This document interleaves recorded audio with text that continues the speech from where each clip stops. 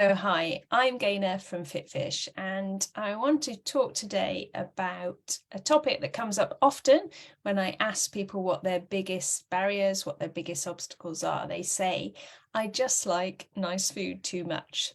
So what does that mean for you? What does nice food mean? What would come to mind?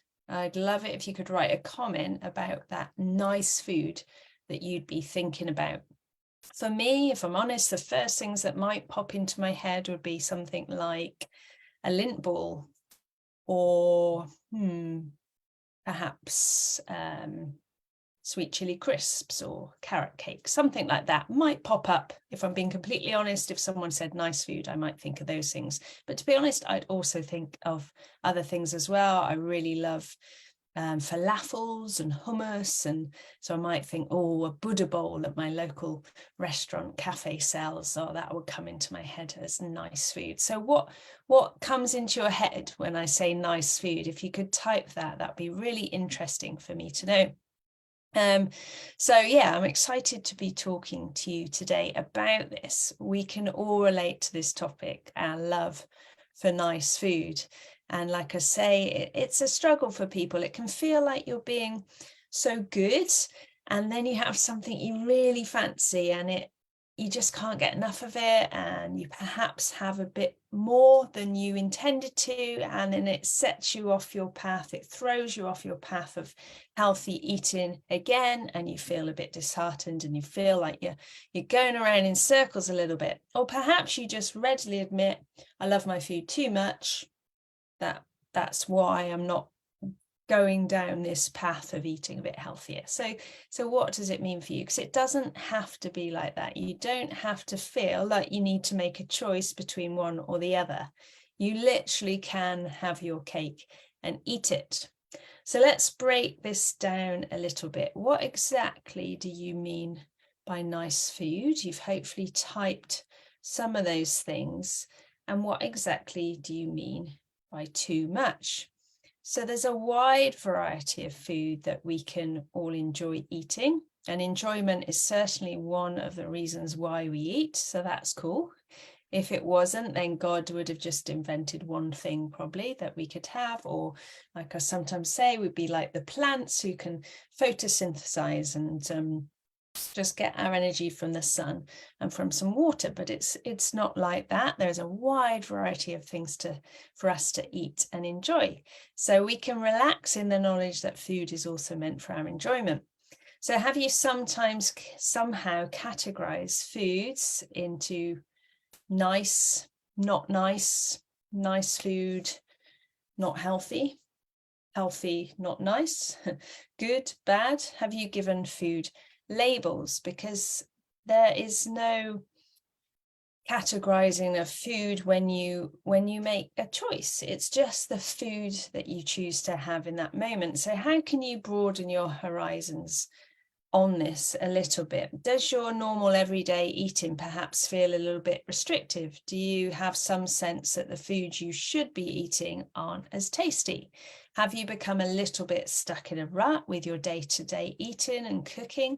How can you liven things up? Are you giving your taste buds enough variety? Because if they're not getting enough variety, they will look for it elsewhere. So can you do that with different recipes, different foods, different herbs, different spices? Are you trying new things, or is your day-to-day eating quite routine, quite bland, quite mundane, and therefore you look for other things? Because if your taste buds aren't regularly challenged and satisfied, you will go looking elsewhere and then enter these foods that are called hyper palatable foods.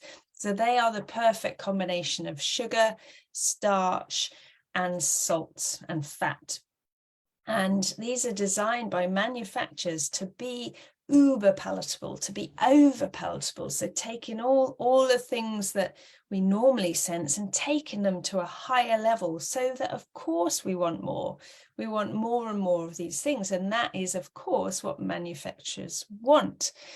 But if you make these foods off limit or banned, then of course, when you do start, you'll want to go for it.